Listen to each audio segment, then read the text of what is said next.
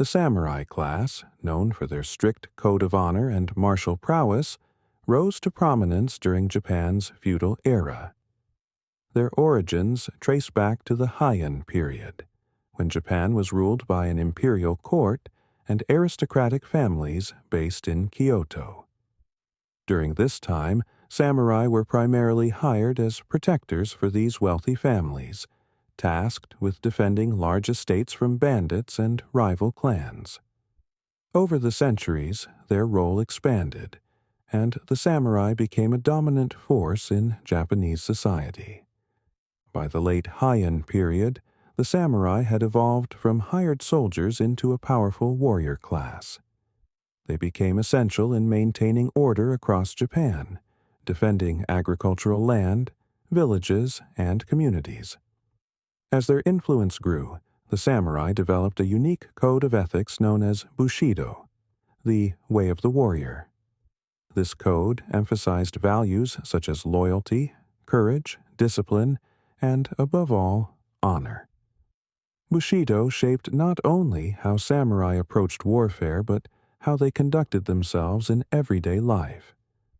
Bushido demanded unwavering loyalty to a samurai's lord, bravery in battle, and maintaining honor even in death. The concept of honor was paramount, so much so that a samurai who failed in their duty or disgraced their name might choose ritual suicide, known as seppuku, to restore their family's honor. Bushido's principles would become deeply ingrained in Japanese culture, leaving a lasting influence even after the era of the samurai came to an end. The samurai's rise to power is closely tied to the broader political developments in Japan. During times of war and instability, these warriors played a pivotal role in shaping the country's future. From the Genpei War, which marked the end of the Heian period and the beginning of military rule under the Kamakura shogunate, to the eventual unification of Japan under leaders like Oda Nobunaga and Tokugawa Ieyasu, the samurai were at the forefront of Japan's transformation from a fractured land of warring states to a unified nation. The story of the samurai is not just about warfare.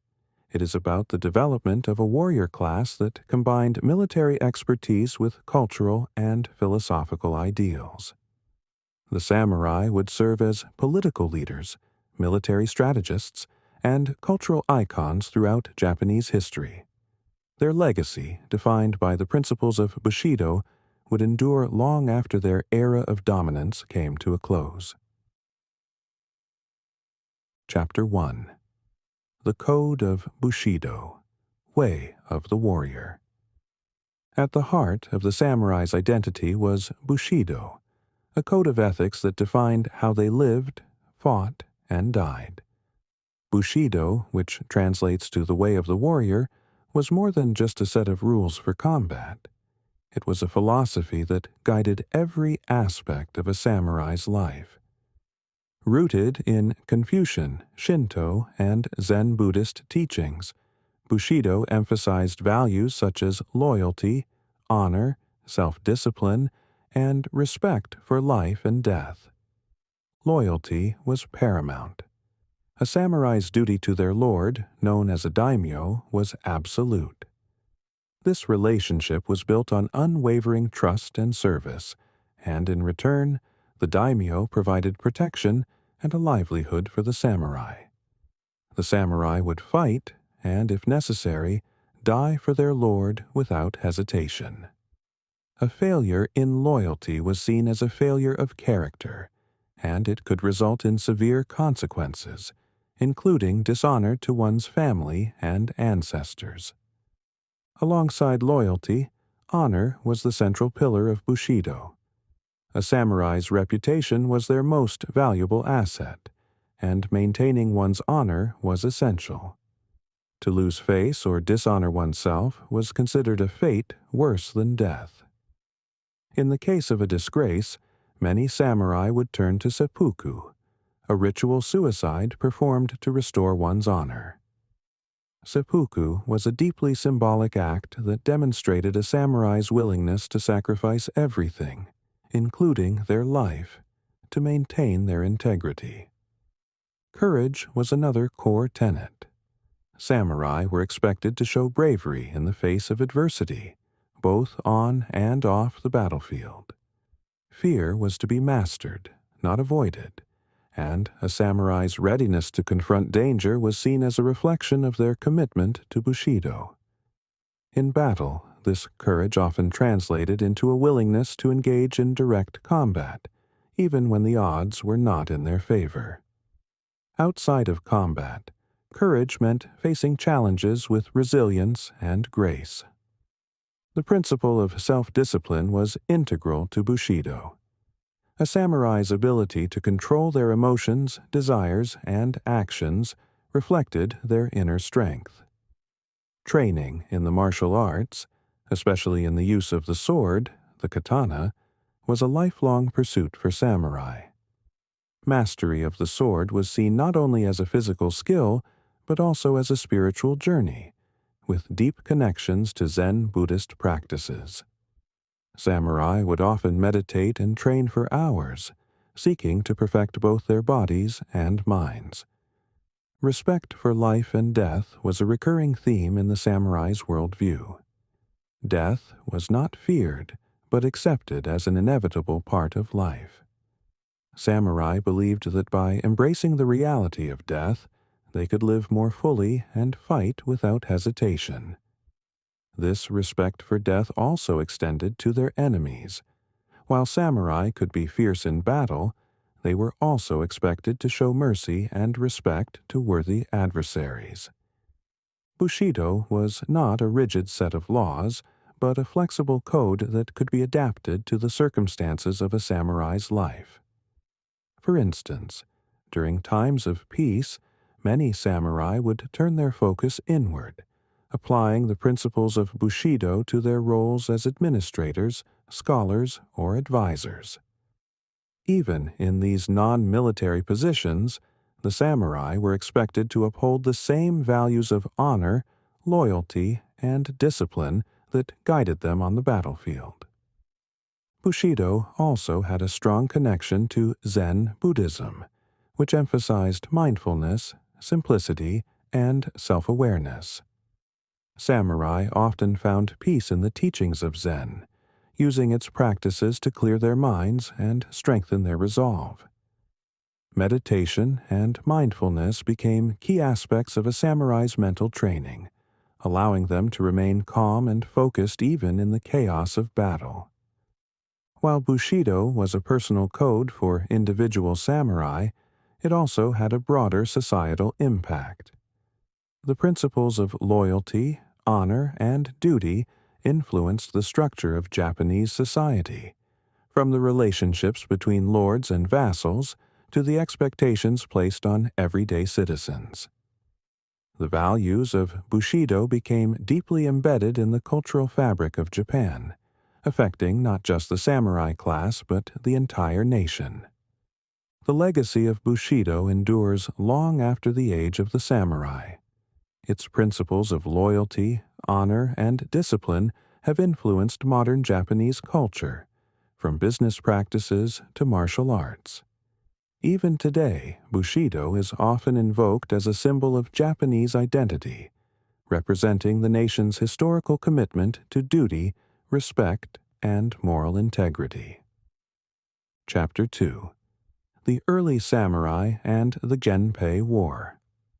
The Genpei War, which took place from 1180 to 1185, was a turning point in Japanese history, and marked the true rise of the samurai as a dominant force in the political and military landscape of the country.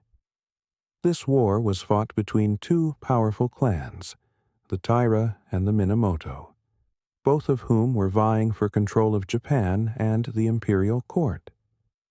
At the heart of this conflict was a struggle for power, but it also represented the growing influence of the samurai class, who would emerge as the ruling elite in the years that followed. Prior to the Genpei War, Japan had been largely governed by an aristocratic system, with the emperor and the noble families in Kyoto wielding the most influence. However, as regional power shifted away from the capital, the samurai, who had previously served as protectors of these noble families, began to assert themselves as military leaders and political figures in their own right.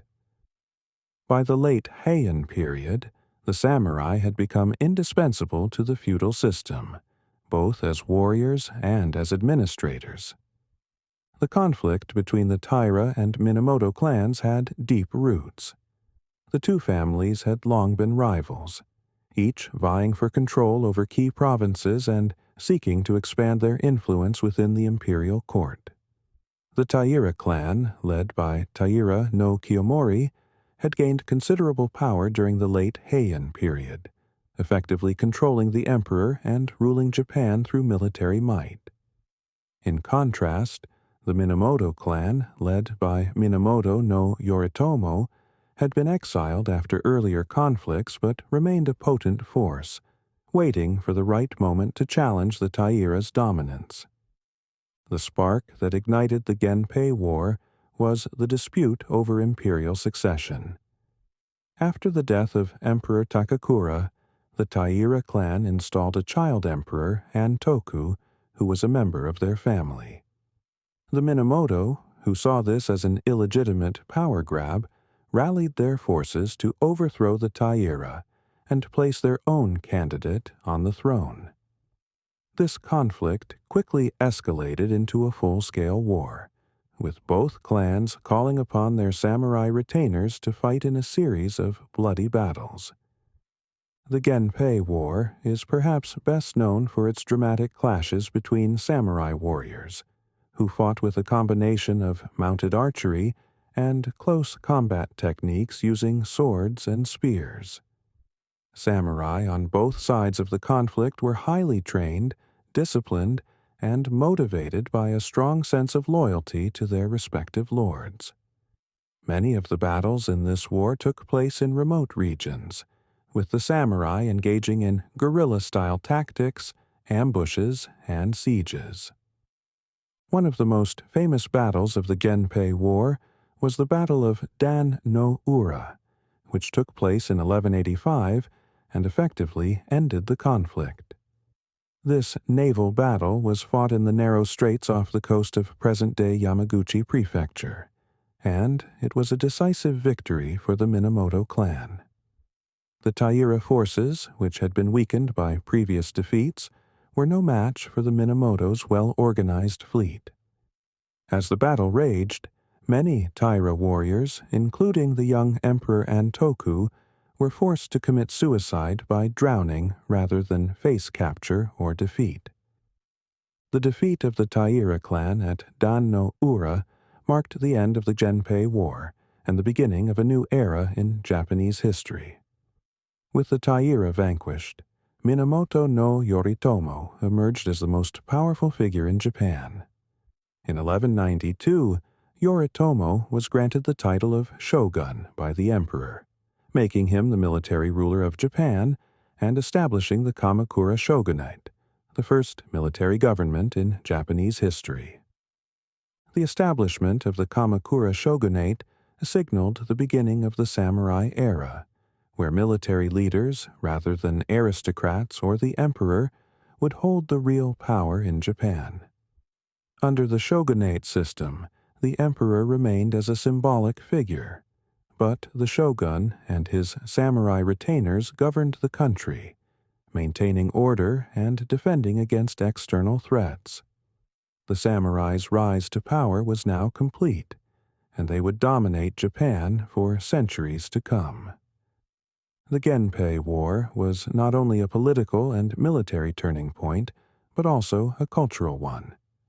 The conflict and its aftermath solidified the samurai's role as the ruling class, and the values of Bushido, loyalty, honor, and martial prowess, became even more deeply ingrained in Japanese society. The stories of the battles, heroic deeds, and personal sacrifices made during the Genpei War were passed down through generations, immortalized in literature, poems and plays such as The Tale of the Heike, which chronicles the rise and fall of the Taira clan. With the Genpei War concluded and the Minamoto clan in control, Japan entered a new era. The Kamakura shogunate, founded by Minamoto no Yoritomo, would govern Japan for over a century, ushering in a period of relative stability and establishing the samurai as the ruling elite. The age of the aristocratic court in Kyoto had come to an end, replaced by a warrior-led government that prioritized military power and governance. The Genpei War was a defining moment in the history of the samurai. It marked their rise from regional protectors to political rulers, transforming them into the dominant force in Japanese society. The war's conclusion signified not only the victory of one clan over another, but also the birth of a new political order, where samurai warriors would hold the reins of power for centuries to come. Chapter 3. The Kamakura Shogunate and the Samurai Government. The establishment of the Kamakura Shogunate in 1192 marked the beginning of Japan's transition from a courtly, aristocratic society to one governed by samurai rule. With Minamoto no Yoritomo as the first shogun, the samurai class became the dominant political and military power, with the imperial court in Kyoto relegated to a largely ceremonial role. This new government, known as a bakufu, or military government, was headquartered in Kamakura, a coastal city far from the traditional seat of power in Kyoto. The Kamakura shogunate would endure for more than a century, laying the foundation for future samurai-led governments. The shogunate system was a significant departure from the imperial model that had governed Japan for centuries.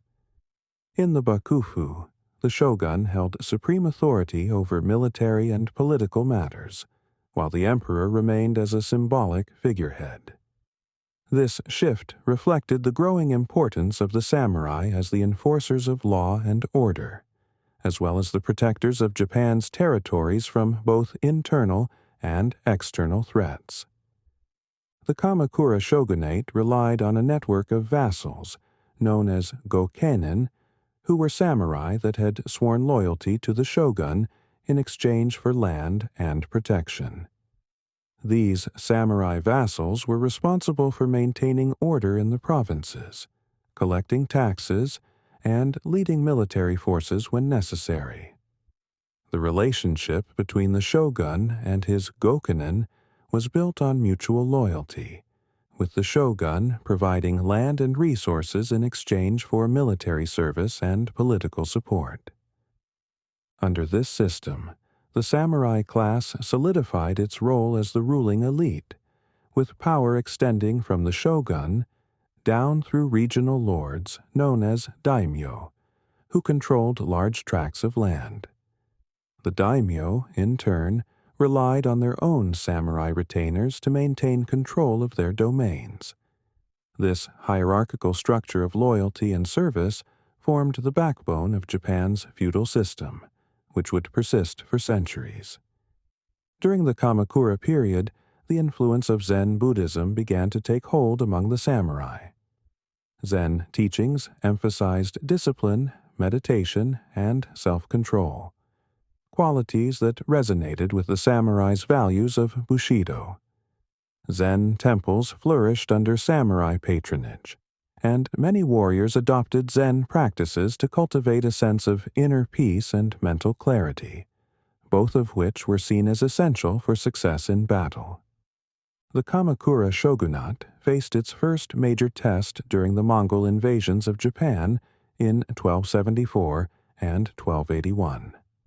The Mongol Empire, under the leadership of Kublai Khan, sought to extend its influence into Japan, launching two massive invasions. Despite being vastly outnumbered, the samurai fought valiantly to defend their homeland. According to historical accounts, a series of fierce storms, which the Japanese would later refer to as kamikaze, or divine winds, helped destroy much of the Mongol fleet, preventing their conquest of Japan. The Mongol invasions not only demonstrated the strength and resilience of the samurai, but also reinforced the belief that Japan was divinely protected. The failure of the Mongols to conquer Japan further solidified the shogunate's authority and the samurai's role as defenders of the nation. However, the costs of the war placed a heavy burden on the Kamakura government, which struggled to reward the samurai adequately for their service, leading to discontent among the warrior class. Despite these challenges, the Kamakura shogunate remained in power for several more decades, maintaining a delicate balance between military rule and the remnants of imperial authority. However, by the mid-14th century, internal strife and external pressures began to weaken the shogunate's control. The lack of a strong central leadership and the growing power of regional daimyo eventually led to the downfall of the Kamakura shogunate in 1333, following a series of rebellions. The end of the Kamakura shogunate marked the beginning of a new period of instability, known as the Nanboku-cho, or Northern and Southern Courts period, during which rival imperial factions vied for control. This period of conflict paved the way for the rise of the Ashikaga shogunate, which would bring about new challenges and further reshape the role of the samurai in Japanese society. The Kamakura period was a defining era in Japanese history. It established the framework of samurai-led government and introduced new religious and cultural practices that would shape Japan for centuries. The samurai, now firmly entrenched as the ruling class, would continue to evolve, adapting to the political and social changes that lay ahead. Chapter 4: The Mongol Invasions and Samurai Defense. The Mongol invasions of Japan in the late 13th century were among the most significant military challenges faced by the Kamakura shogunate and the samurai class.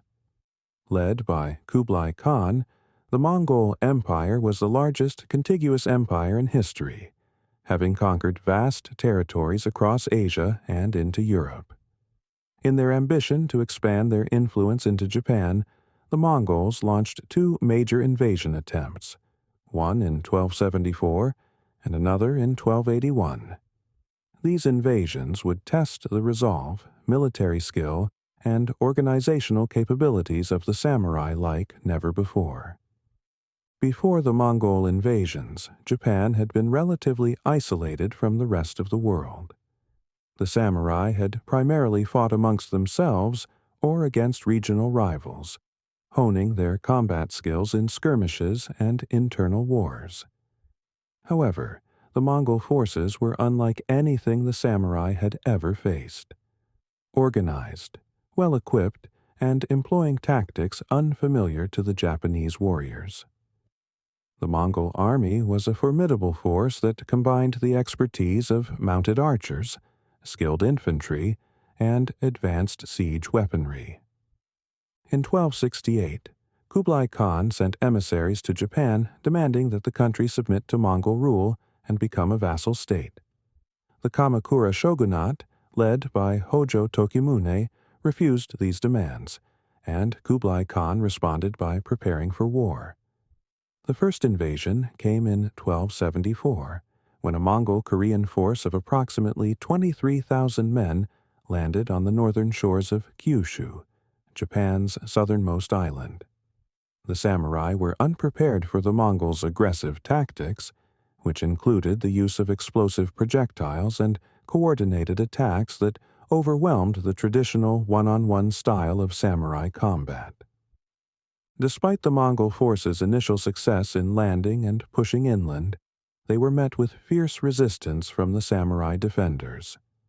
Though outnumbered, the samurai fought valiantly, relying on their knowledge of the terrain and their martial skills to repel the invaders. For many samurai, the defense of Japan was not just a military duty, but a matter of honor. Bushido demanded that they defend their homeland with their lives, and they were prepared to make the ultimate sacrifice to ensure Japan's survival. As the Mongols continued their advance, an unexpected and decisive factor came into play: the weather. After several days of fighting, a powerful storm swept across the seas, wrecking many of the Mongol ships anchored offshore and forcing the invaders to retreat. This storm, later referred to as kamikaze, or divine wind, was seen by the Japanese as a sign of divine intervention, protecting the country from foreign conquest. Although the Mongol forces had been repelled, Kublai Khan was undeterred. He continued to send demands for Japan's submission, and when those demands were again refused, he launched a second, larger invasion in 1281. This time, Kublai Khan's army was far larger. Estimates suggest that up to 140,000 soldiers were involved, making it one of the largest seaborne invasions in history. The Mongol fleet consisted of ships from both Korea and China, carrying soldiers, horses, and supplies. The second invasion followed a similar pattern to the first, with the Mongol forces landing in Kyushu and engaging in fierce battles with the samurai defenders. By this time, however, the samurai had learned from their previous encounters with the Mongols and had fortified their coastal defenses. For months, the two sides engaged in a brutal stalemate, with neither able to gain a decisive advantage. Once again, nature intervened. Another powerful typhoon swept across the seas, devastating the Mongol fleet and sinking a large portion of their ships. Thousands of Mongol soldiers were left stranded or drowned as their vessels were destroyed by the storm.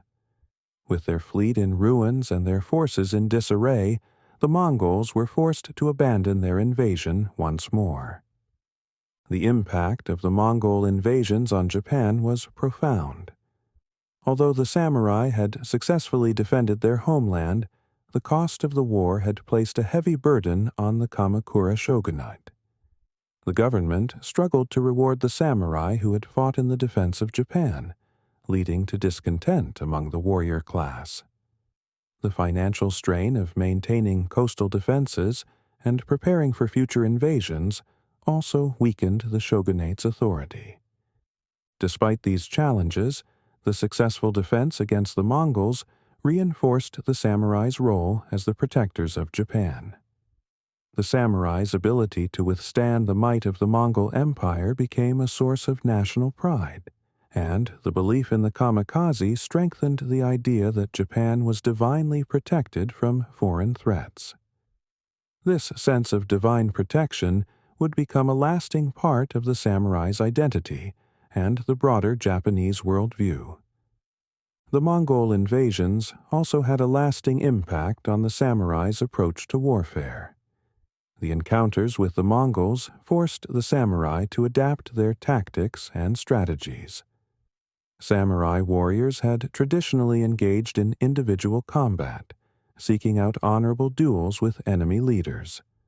However, the Mongol invasions demonstrated the importance of coordinated group tactics, fortifications, and defensive strategies. This shift in warfare would influence the way samurai conducted battles in the years to come. While the Mongol invasions ultimately failed, they marked a critical chapter in the history of the samurai and Japan. The samurai's successful defense of their homeland cemented their position as the country's military elite, and the lessons learned during these invasions would shape the evolution of samurai warfare for generations. Chapter 5: The Ashikaga Shogunate and Civil War. After the fall of the Kamakura shogunate in 1333, Japan entered a period of political instability that gave rise to the Ashikaga shogunate. Founded by Ashikaga Takauji in 1336, this new military government would oversee a turbulent era in Japan's history, marked by internal strife and civil war. The Ashikaga shogunate's inability to maintain centralized control would eventually lead to the Sengoku period, or Warring States period, during which powerful regional warlords, known as daimyo, vied for supremacy across Japan. The Ashikaga shogunate arose out of the ashes of the Kamakura government during the Nanbokucho period, 1336 to 1392, a time of conflict between two rival imperial courts, the northern court, supported by the Ashikaga, and the southern court, which remained loyal to the emperor. Ashikaga Takauji had originally been a vassal of the Kamakura shogunate, but he turned against his former overlords and helped overthrow them, siding with Emperor Go-Daigo in an attempt to restore imperial rule. However, tensions between Takauji and Go-Daigo soon emerged, leading to a split between the two factions and the establishment of competing courts. While Takauji's forces eventually triumphed over the southern court, the political landscape of Japan remained fractured. Although the Ashikaga shogunate controlled the capital of Kyoto, it struggled to exert authority over the entire country. Unlike the Kamakura shogunate, which had relied on a strong network of samurai vassals to maintain order, the Ashikaga shoguns had a weaker base of support, particularly in the provinces where powerful daimyo held sway.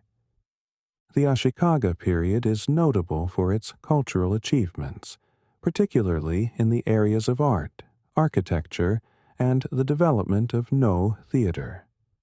The shogunate's patronage of the arts led to a flourishing of Japanese culture, with the construction of iconic structures like the Kinkaku-ji, the Golden Pavilion, and the promotion of Zen-inspired ink painting. However, despite these cultural accomplishments, the Ashikaga shogunate was politically fragile. As the power of the shogunate weakened, the daimyo, who had become increasingly independent, began to challenge the authority of the central government. The resulting power vacuum set the stage for the Onin War, 1467 and 1477, a civil war that ravaged Kyoto and plunged Japan into chaos. The Onin War was not a conflict between two clear factions, but rather a series of overlapping disputes between powerful clans, each seeking to expand their territory and influence. The war began as a succession dispute within the Ashikaga family, with rival factions backing different claimants to the shogunate. However, it quickly spiraled out of control, as daimyo from across Japan took the opportunity to assert their own ambitions.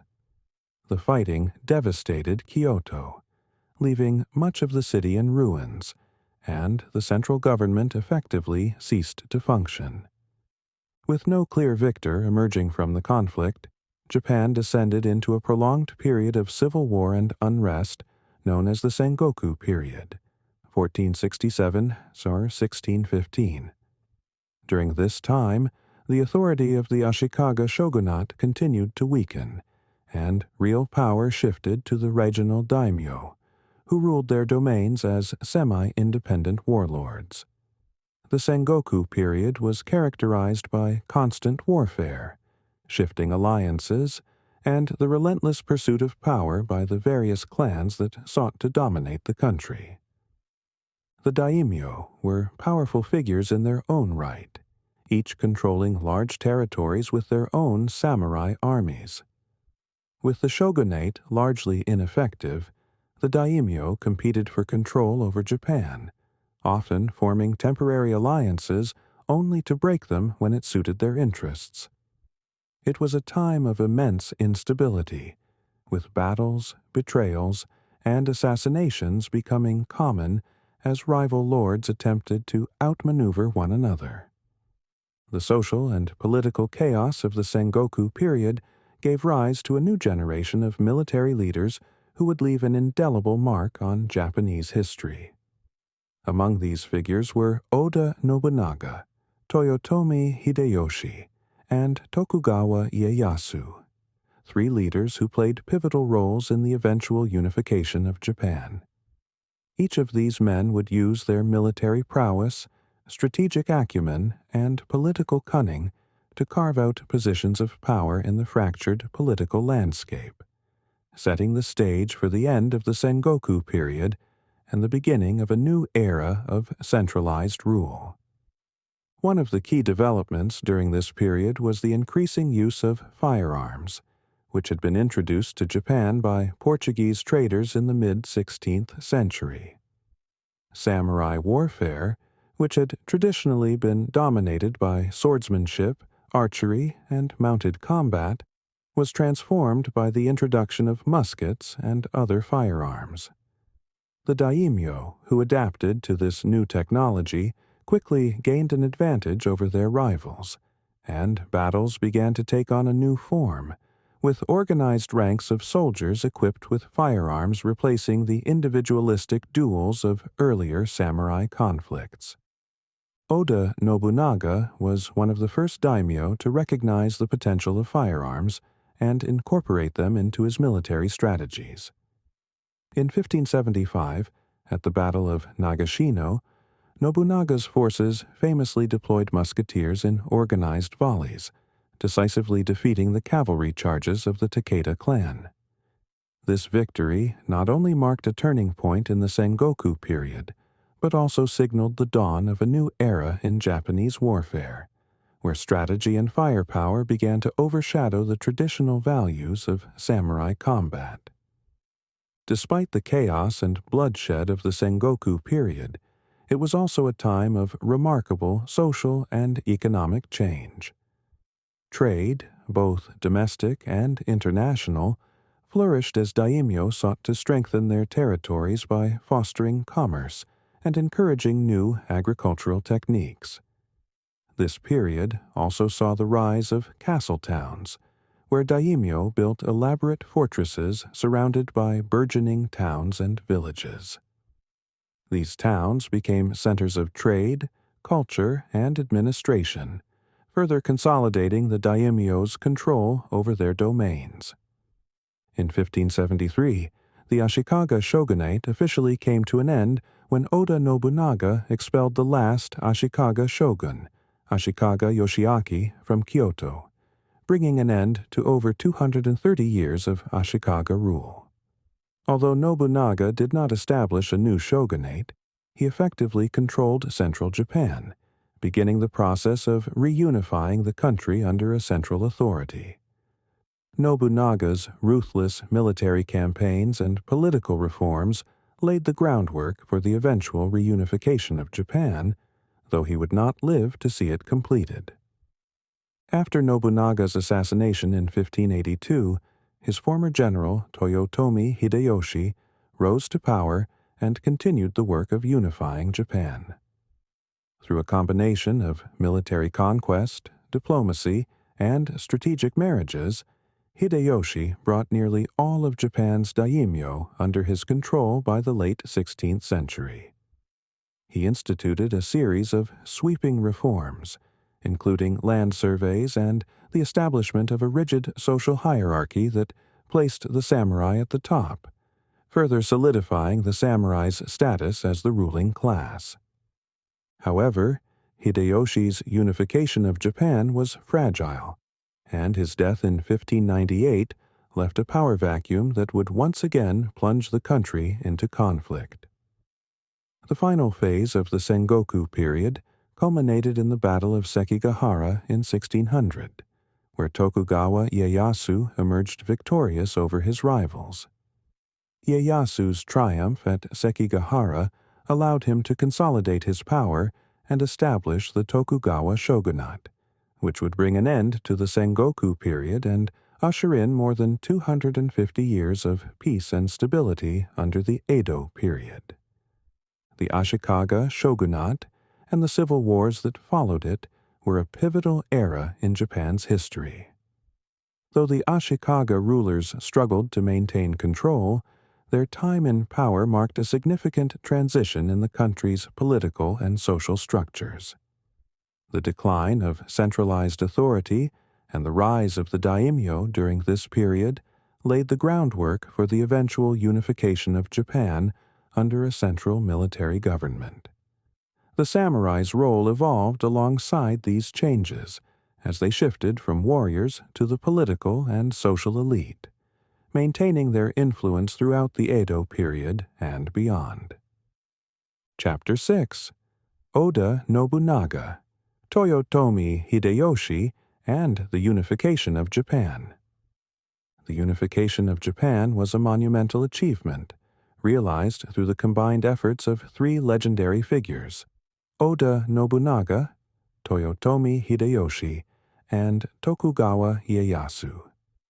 Each of these leaders played a critical role in bringing an end to the chaotic Sengoku period, a time of civil war and political fragmentation, and laying the foundation for a centralized, stable government that would endure for centuries. The process of unification began with Oda Nobunaga, a bold and ruthless daimyo, who emerged as a dominant force in the mid-16th century. Born in 1534, Nobunaga was known for his innovative military strategies and willingness to adopt new technologies. One of his most significant contributions to Japanese warfare was his early adoption of firearms, which had been introduced to Japan by Portuguese traders in 1543. Nobunaga recognized the potential of muskets to change the nature of combat and quickly integrated them into his forces, giving him a decisive advantage over his rivals. Nobunaga's rise to power began in the province of Owari, where he quickly established his dominance over neighboring clans.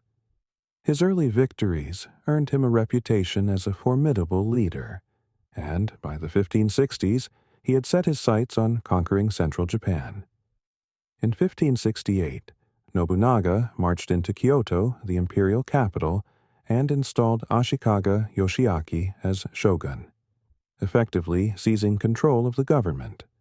Although Yoshiaki remained the nominal shogun, it was clear that Nobunaga was the true power behind the throne. Nobunaga's military campaigns were marked by brutal efficiency and a willingness to use any means necessary to achieve his goals. In 1575, at the Battle of Nagashino, Nobunaga's forces decisively defeated the Takeda clan, known for their fearsome cavalry. Nobunaga's use of musketeers, arranged in rotating volleys to maintain a constant barrage of gunfire, shattered the traditional samurai tactics of mounted archery and close combat. This battle not only secured Nobunaga's dominance, but also marked a turning point in the evolution of samurai warfare. Despite his military successes, Nobunaga's reign was cut short by betrayal. In 1582, one of his trusted generals, Akechi Mitsuhide, turned against him, launching a surprise attack at Honnoji Temple in Kyoto, where Nobunaga was staying. Nobunaga, caught off guard and surrounded by Mitsuhide's forces, committed seppuku, the ritual suicide expected of a samurai facing imminent defeat or dishonor. His death left a power vacuum that was quickly filled by his most capable general, Toyotomi Hideyoshi. Toyotomi Hideyoshi, born in 1537 to a peasant family, rose to prominence through his loyalty and military prowess under Nobunaga's command. After Nobunaga's death, Hideyoshi swiftly avenged his former lord by defeating Akechi Mitsuhide at the Battle of Yamazaki. From there, Hideyoshi set about continuing Nobunaga's work of unifying Japan, consolidating power over the various daimyo who still controlled much of the country. Hideyoshi's leadership style was markedly different from Nobunaga's. Where Nobunaga had been ruthless, Hideyoshi was a master of diplomacy and compromise. He forged alliances through negotiation, marriage, and political maneuvering, reducing the need for military confrontation. By 1590, after a series of successful campaigns, Hideyoshi had brought nearly all of Japan's daimyo under his control. effectively completing the process of unification that Nobunaga had started. In addition to his military and political achievements, Hideyoshi implemented a series of sweeping reforms that reshaped Japanese society. One of his most notable policies was the sword hunt, a nationwide effort to disarm the peasantry and ensure that only the samurai class retained the right to bear arms. This policy helped consolidate the social hierarchy, reinforcing the division between the warrior class and commoners. Hideyoshi also conducted extensive land surveys to assess and redistribute agricultural production, which allowed him to stabilize the economy and secure his authority over the country. Hideyoshi's ambitions extended beyond Japan's borders. In 1592, he launched an invasion of Korea, hoping to eventually conquer China and establish himself as a ruler of East Asia. However, the Korean campaign proved to be a costly and ultimately unsuccessful endeavor. The Korean and Ming Chinese forces, combined with logistical difficulties and internal strife among Hideyoshi's commanders, thwarted his plans. In 1598, Hideyoshi's death brought an end to the war, and the Japanese forces withdrew from Korea. Hideyoshi's death left a power vacuum once again, as his young son and designated heir, Toyotomi Hideyori, was too young to effectively lead. This uncertainty paved the way for Tokugawa Ieyasu, a former ally of both Nobunaga and Hideyoshi, to seize control of Japan. Ieyasu had patiently bided his time, consolidating his power in the Kanto region while watching the power struggles unfold in Kyoto. In 1600, Ieyasu's forces faced off against a coalition of daimyo loyal to the Toyotomi family at the Battle of Sekigahara, one of the most decisive battles in Japanese history. Ieyasu's victory at Sekigahara cemented his position as the most powerful man in Japan, and 3 years later, in 1603, he was appointed shogun by the emperor, formally establishing the Tokugawa shogunate. With the establishment of the Tokugawa shogunate, Japan entered a new era of peace and stability. The country had finally been unified after centuries of civil war, and the samurai class, now firmly entrenched as the ruling elite, would play a key role in maintaining order throughout the Tokugawa period. Although the age of constant warfare had come to an end, the legacy of Oda Nobunaga, Toyotomi Hideyoshi, and Tokugawa Ieyasu would continue to shape Japan for generations to come. Chapter 7: The Tokugawa Shogunate and the Peace of Edo. With the establishment of the Tokugawa shogunate in 1603, Japan entered a period of unprecedented peace and stability, often referred to as the Edo period, 1603–1868. After centuries of civil war and political fragmentation, the Tokugawa shoguns successfully centralized power and brought about a lasting peace that would endure for more than 250 years. The role of the samurai, now transformed from warriors to bureaucrats and administrators, evolved as Japan transitioned from a country torn apart by conflict to one governed by strict order and hierarchy. Tokugawa Ieyasu, the first shogun of this new regime, wasted no time consolidating his power.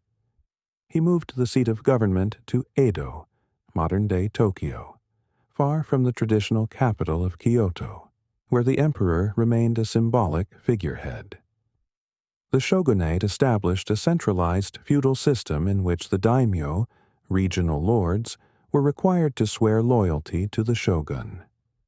To ensure their obedience, Ieyasu introduced a policy known as sankin kotai, or alternate attendance, which required daimyo to spend alternating years in Edo under the watchful eye of the shogunate, leaving their families behind as hostages. This system helped prevent rebellion by weakening the power of the daimyo, while maintaining the shogunate's control over Japan's regions. The daimyo retained their lands and samurai retinues, but they were closely monitored, and any signs of disloyalty were quickly suppressed. The shogunate also reorganized the social structure, reinforcing a rigid class system where the samurai occupied the highest rank, followed by farmers, artisans, and merchants. For the samurai, the Tokugawa era represented a significant shift in their role within society. With the absence of large-scale warfare, samurai were no longer needed on the battlefield. Instead, they became bureaucrats, overseeing the administration of government and ensuring that order was maintained in their respective domains. The samurai were expected to embody the values of Bushido, the way of the warrior, but they applied these principles in more peaceful and scholarly ways. Many samurai turned their focus to education, the arts, and governance. They became the literate elite, engaging in Confucian scholarship, Zen Buddhism, and the study of martial arts not for battle, but for personal development. Samurai schools and academies flourished, teaching not only military skills but also subjects such as literature, philosophy, and ethics. In this way, the samurai continued to hold a privileged position in society, even though their traditional role as warriors had diminished. Zen Buddhism remained a central part of samurai culture during the Edo period. The emphasis on meditation, discipline, and mindfulness helped samurai maintain mental clarity and control in their new roles as civil administrators. The practice of kendo, the way of the sword, evolved during this period as a means of preserving the martial spirit of the samurai, despite the lack of actual combat. Kendo emphasized not just physical technique, but also the cultivation of a calm and focused mind, in line with Zen principles. The Tokugawa shogunate's success in maintaining peace was also due to Japan's policy of sakoku, or national isolation. Under this policy, which was implemented in the 1630s, Japan largely closed itself off from the outside world, restricting foreign trade and contact. The only exceptions were limited interactions with the Dutch and Chinese in the port of Nagasaki. This isolation allowed the Tokugawa government to control external influences and maintain internal stability, preventing the kinds of foreign invasions that had threatened Japan during the Mongol invasions centuries earlier. While Japan's isolation helped preserve peace, it also led to economic growth. The Edo period saw the rise of a vibrant urban culture, particularly in cities like Edo, Osaka, and Kyoto. Merchants and artisans, despite their lower social status, prospered as trade flourished within Japan's borders. The samurai, although not directly involved in commerce, benefited from this economic prosperity through their roles in governance and administration. Culturally, the Edo period was marked by a flourishing of the arts. The samurai's patronage of no theater, tea ceremony, and calligraphy continued, while new forms of entertainment such as kabuki theater and woodblock printing, ukiyo-e, emerged, catering to the tastes of the growing urban population. The Tokugawa era was also a time of great literary output, with samurai and scholars producing works on philosophy, history, and poetry. However, by the mid-19th century, the stability of the Tokugawa shogunate began to wane. Economic problems, including financial mismanagement and a growing disparity between the merchant class and the samurai, created unrest. The once powerful samurai class, now living on fixed stipends, found themselves increasingly impoverished, while merchants, though officially ranked lower, gained wealth and influence. Additionally, Japan's isolationist policies came under pressure as Western powers, particularly the United States, began to seek trade relations with Japan. In 1853, Commodore Matthew Perry of the U.S. Navy arrived in Edo Bay with a fleet of warships, demanding that Japan open its ports to foreign trade. The shogunate, unable to resist the technological superiority of the Western powers, reluctantly agreed to open Japan to the outside world, signing the Treaty of Kanagawa in 1854. The arrival of the Western powers and the subsequent treaties exposed the weaknesses of the Tokugawa shogunate and sparked internal dissent. Many samurai, frustrated with the shogunate's inability to defend Japan's sovereignty, called for a restoration of imperial power. This movement eventually led to the Meiji Restoration in 1868, which marked the end of the Tokugawa shogunate and the beginning of Japan's modernization. The fall of the Tokugawa shogunate also signaled the end of the samurai era.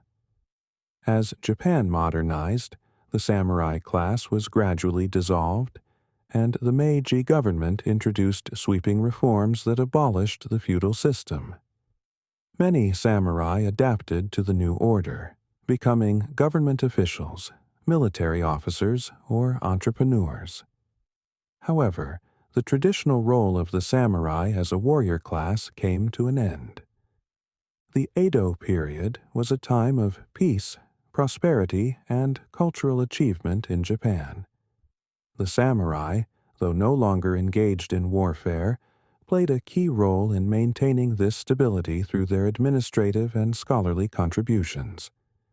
The values of Bushido, loyalty, honor, and discipline, continued to influence Japanese society long after the samurai class had disappeared, leaving a lasting legacy that remains part of Japan's cultural identity to this day.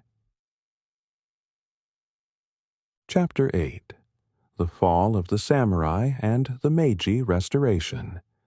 The samurai class, which had dominated Japan for centuries, faced a dramatic transformation during the Meiji Restoration of the late 19th century. As Japan rapidly modernized and transitioned from a feudal society to a centralized imperial state, the role of the samurai diminished, and the class was ultimately dissolved. The Meiji Restoration marked both the end of the samurai's long-standing influence and the beginning of a new era in Japanese history, one defined by modernization, industrialization, and engagement with the global community. By the mid-19th century, the Tokugawa shogunate had been in power for over 250 years. Despite the relative peace and stability of the Edo period, the shogunate faced growing internal challenges. Economic difficulties had weakened the government, and many samurai found themselves struggling financially as their fixed stipends became less valuable due to inflation and economic stagnation. The traditional social order, which placed samurai at the top, was increasingly questioned as merchants, though officially of lower status, amassed wealth and influence. Externally, Japan's isolationist policies were coming under intense pressure from Western powers. In 1853, Commodore Matthew Perry of the United States arrived in Edo Bay with a fleet of warships, demanding that Japan open its ports to foreign trade. The sight of Perry's black ships, equipped with modern weaponry and steam power, was a stark reminder of Japan's technological and military inferiority to the Western nations. The shogunate, recognizing that it could not resist the military might of the West, agreed to Perry's demands, signing the Treaty of Kanagawa in 1854, which opened Japan to foreign trade. The signing of this treaty, and others like it with European powers, exposed the weaknesses of the Tokugawa shogunate and ignited internal unrest.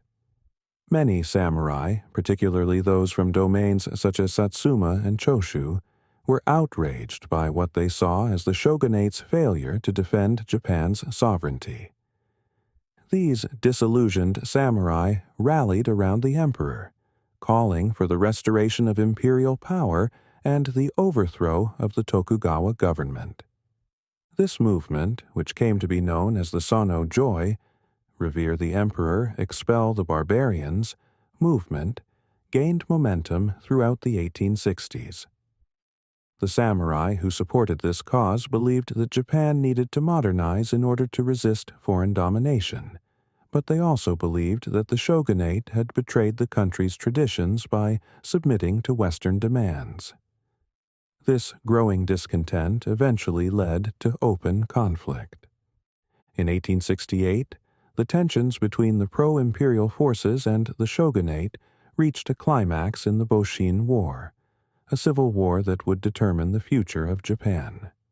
Samurai from the Satsuma and Choshu domains, along with other anti-shogunate forces, fought against the Tokugawa shogun's army in a series of battles.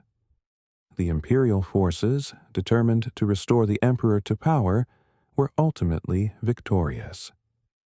In that same year, Tokugawa Yoshinobu, the last shogun, formally resigned, and the Tokugawa shogunate came to an end. With the emperor restored to the center of political life, Japan embarked on a period of rapid transformation known as the Meiji Restoration. The new government, led by a group of young reform-minded samurai, sought to modernize Japan along Western lines in order to strengthen the country and ensure its survival in an increasingly competitive world. The emperor, now a symbol of national unity, was positioned as the figurehead of a centralized government that replaced the old feudal system. One of the key reforms introduced by the new Meiji government was the abolition of the samurai class. In 1871, the government officially ended the feudal domains and replaced them with prefectures, which were directly governed by the central government. This reform marked the end of the daimyo system and the disbanding of the samurai class. Samurai were no longer allowed to carry swords in public, and their stipends were gradually replaced by government bonds, which many found difficult to live on. The Meiji government also introduced universal conscription, establishing a modern, Western-style army that was open to all men, regardless of class. This reform effectively ended the samurai's monopoly on military service, as ordinary citizens were now trained and armed to defend the nation. For many samurai, this loss of status and privilege was deeply painful, as it marked the end of their role as the country's protectors and the loss of their traditional way of life. The abolition of the samurai class did not occur without resistance. In 1877, the Satsuma Rebellion, led by Saigo Takamori, one of the most famous samurai of the Meiji era, broke out in southern Japan. Saigo, once a key figure in the Meiji Restoration, became disillusioned with the government's reforms, particularly those that diminished the samurai's status. He led a group of disaffected samurai in an armed rebellion against the central government, hoping to restore the samurai's place in Japanese society. The Satsuma Rebellion was ultimately crushed by the modern imperial army, and Saigo Takamori, often regarded as the last true samurai, was killed in the final battle. His death symbolized the definitive end of the samurai era, as Japan continued its transformation into a modern, industrialized nation. Despite their defeat, the legacy of the samurai and the values of Bushido, loyalty, honor, and self-discipline, remained a powerful influence on Japanese society. The Meiji Restoration brought profound changes to Japan, including the abolition of the samurai class, the creation of a modern military, and the rapid industrialization of the country. While the samurai as a distinct social class ceased to exist, their legacy lived on in the military, political, and cultural life of Japan. Many former samurai adapted to the new order, becoming government officials, military officers, or entrepreneurs, contributing to Japan's modernization and industrial growth. The fall of the samurai marked the end of an era, but their influence on Japanese identity and values persisted. The principles of Bushido continued to inspire generations of Japanese, influencing everything from business practices to modern martial arts. Even as Japan embraced Western technology and ideas, the memory of the samurai and their commitment to honor and duty remained a central part of the nation's cultural heritage. Closing chapter: The Legacy of the Samurai. As we conclude the story of the samurai, it's important to reflect on the lasting impact this warrior class had on Japan and the world. Although the samurai as a social and military class came to an end with the Meiji Restoration in the late 19th century, their legacy remains deeply embedded in the cultural fabric of Japan. The samurai were not just warriors. They were political leaders, philosophers, and artists who shaped Japan's history and culture for nearly 1,000 years. The principles of Bushido, the way of the warrior, continue to resonate in modern Japanese society. The values of loyalty, honor, courage, and self-discipline, which guided the samurai throughout their history, are still celebrated and serve as ethical touchstones in Japanese culture today. These principles influence everything from the business world to martial arts, where the discipline and respect found in traditional practices like kendo, judo, and karate echo the values of the samurai. The samurai's emphasis on education, particularly in the later stages of the Edo period, helped foster a culture of literacy and intellectual curiosity in Japan. Samurai academies taught not only martial skills, but also literature, philosophy, and governance. This intellectual tradition contributed to Japan's rapid modernization during the Meiji era and its subsequent rise as a global power. Many former samurai became leaders in the Meiji government and played key roles in Japan's transformation into a modern, industrialized nation. Culturally, the samurai have become iconic symbols of Japanese identity, revered for their discipline, bravery, and dedication to duty. The samurai's image has been immortalized in countless works of art, literature, and film. From classic Japanese cinema, such as Akira Kurosawa's Seven Samurai and Yojimbo, to modern adaptations in global media, the figure of the samurai has captured the imagination of people worldwide. These portrayals, while sometimes romanticized, underscore the enduring fascination with the samurai's code of honor and their role in shaping Japan's history. The samurai also left a significant architectural and artistic legacy. Many of Japan's most famous castles, such as Himeji Castle and Matsumoto Castle, were built during the height of the samurai era and still stand today as symbols of strength and resilience. These fortresses, with their intricate designs and imposing structures, are a testament to the engineering and architectural achievements of the samurai class. Similarly, the samurai's patronage of the arts, particularly No theater, calligraphy, and Zen gardens, contributed to Japan's rich cultural heritage, which continues to influence artists and creators around the world. As we look back on the age of the samurai, we can see that their legacy extends far beyond the battlefield. They were not only warriors but also statesmen, philosophers, and patrons of the arts.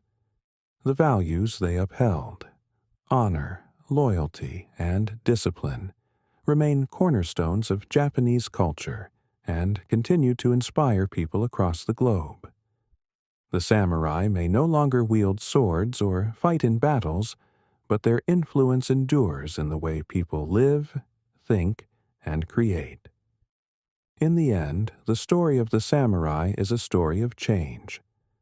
from their rise as protectors of noble families during the Heian period to their transformation into political rulers, and finally to their dissolution during the Meiji Restoration, the samurai adapted to the shifting tides of history. Their ability to evolve while maintaining their core principles is a testament to their enduring strength and relevance. The age of the samurai has passed, but the spirit of Bushido, the commitment to duty, honor, and self-mastery, lives on. As we close this journey through the history of the samurai, we can carry with us the lessons of these remarkable warriors, whose legacy continues to shape Japan and inspire the world.